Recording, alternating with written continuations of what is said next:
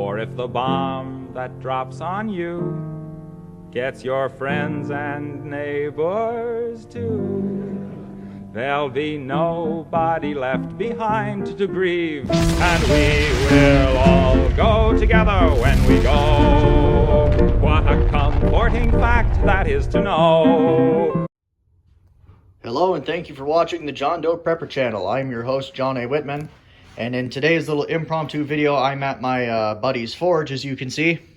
And they have this old ball-peen hammerhead that the original handle broke on. So I am going to make a new handle and haft this head on it.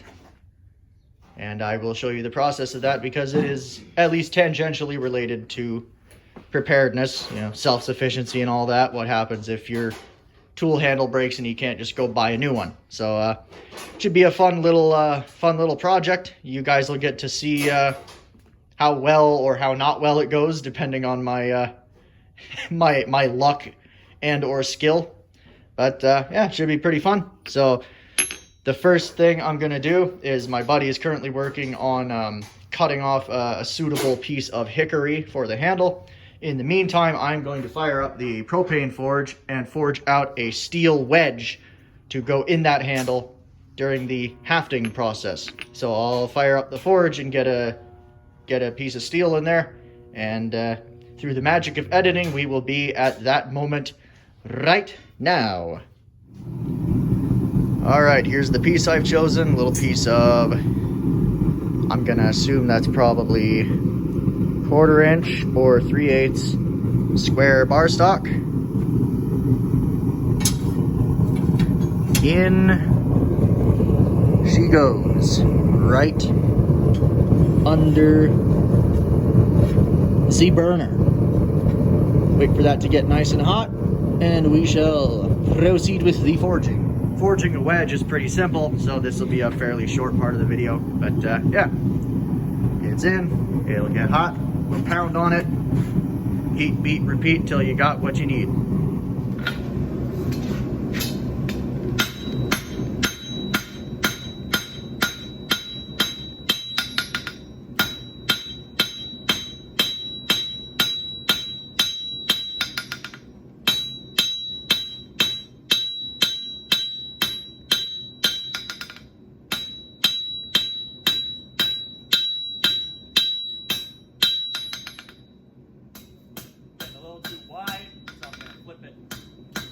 This way, there goes the bandsaw, and then we taper it back out.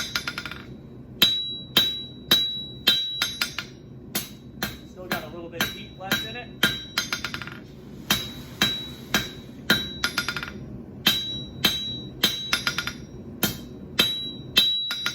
Black heat, they call it.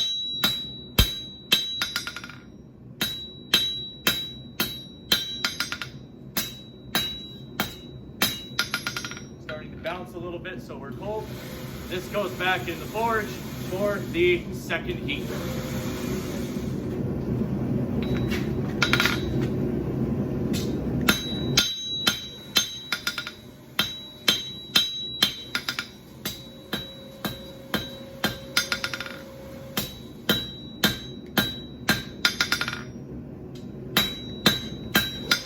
Trying to get it kind of an even width here.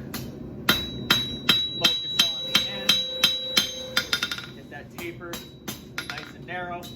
I don't have to get this perfect now because I can always file or grind this to a nice sharp point when I'm done.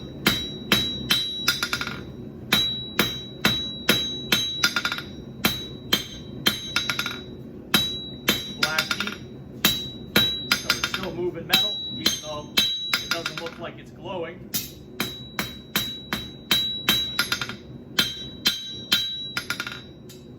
There we go. There is the shaping, more or less done. You see we got that nice, graceful taper. And it stayed more or less the same width as the original bar stock. So from here, I'm gonna heat it up again and do a hot cut. This is the hot cut tool. it goes right here in the hardy hole of the anvil. So I'm gonna get this hot again. I'm gonna put it on here to my desired length. I'm gonna strike like so, and then pivot it, strike again, and I'm gonna keep working it like that until I wear it down to just a little. It's basically holding on by just a thread. Then I can either grab it with a pair of tongs and just wrench it off, or I can just hold it down here and wrench it off like that.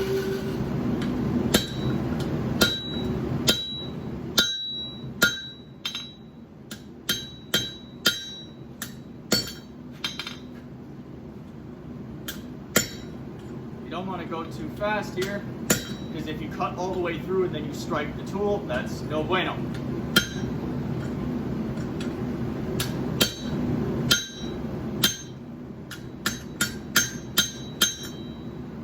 See, we're almost all the way through, hopefully. Still got a little bit of heat, so we can keep working at it here. There we go. There is our wedge. I can quench this as well and work on shaping it. So for now, this is done. I'm just gonna clean up that end that I just hot cut on the bench grinder, give it kind of a nice sharp little point where the taper goes down, and then this is done and we're gonna start working on the handle.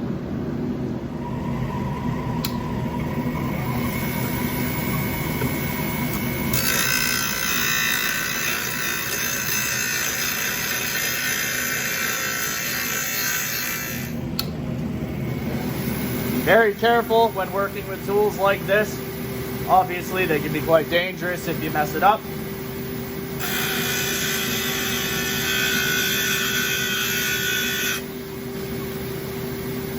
That's one side.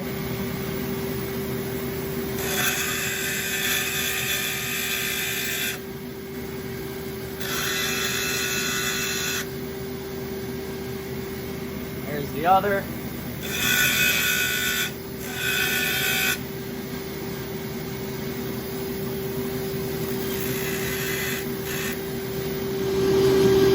Alright, so here's the piece of hickory that I am going to use. My buddy has cut it to width on the bandsaw, and then he also went ahead and cut a little 45-degree angle on each of the corners just to make it less likely to give me a splinter while I'm working with it. So from here, we're gonna shape this. There's this knot in the bottom, so I am going to use the other end here for the part of the handle that goes into the eye of the hammerhead.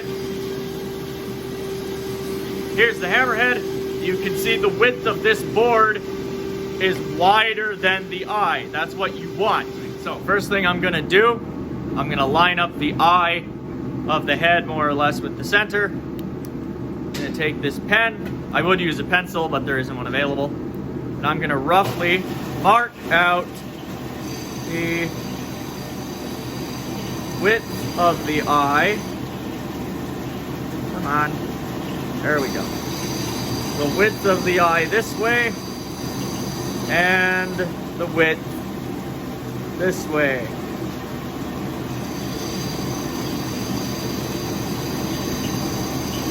And I will use those as my rough guidelines for where to kind of rough saw this to that rectangle. So I'm going to make one final mark before I start cutting at this. I'm going to hold the head so that the top of the head is flush with the top of the wood, and I'm going to mark the depth that I got to cut at. So I'm going to use a coping saw. I'm going to start well outside of my lines, just to show you if that'll show on camera. Starting well outside the line. So I'm trying to keep this obviously as straight as I can, because I don't want this to taper inwards as it goes down, because that will reduce the strength of the handle. So I'm rounding over the corners.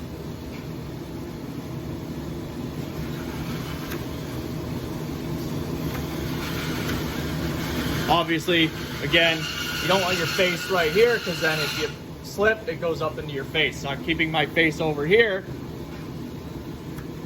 so that if it slips, it's not gonna hit me in the face. So now I have a very lovely aggressive file. It's a half round file, but that doesn't really matter for this particular use because I'm only gonna use the flat side. So I'm gonna use this to refine the shape of my corners, get the sides here nice and flat and smooth. I'm doing this because we're getting close to the final shape that I want for this, and this is a much more precise and easy to control method for removing that material, and it leaves a smoother finish than carving with a knife does. Alright, so the shaping on this is now done. I can take the head and get it started just by hand. So now it's on to the shaping of the rest of the handle.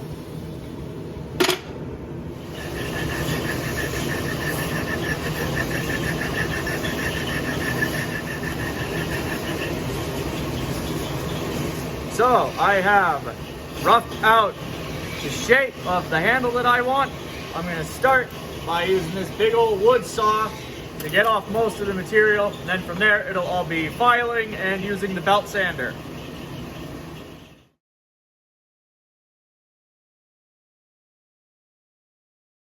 Alright, so unfortunately my phone died halfway through filming the shaping of the handle, but as you can see, I put this nice little waist in it as a nice place to grip it.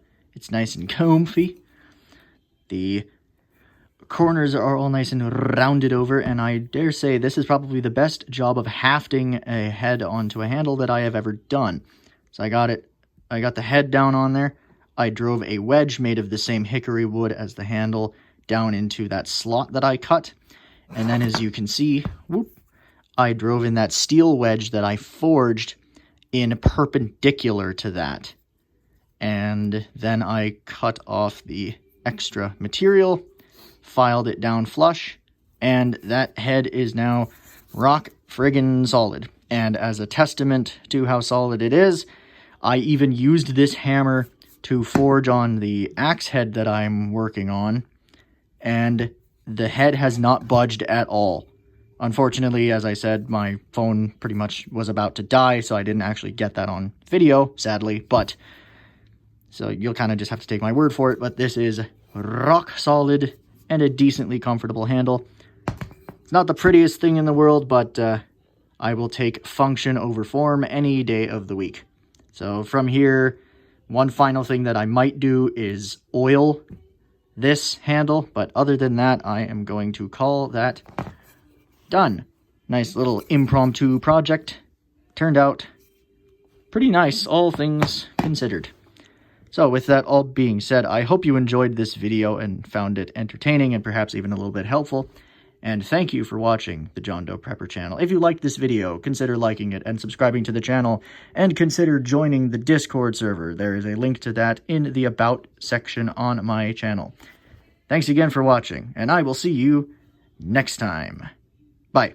We will all go together when we go, all suffused with an incandescent glow. No one will have the endurance to collect on his insurance. Lloyds of London will be loaded when they go.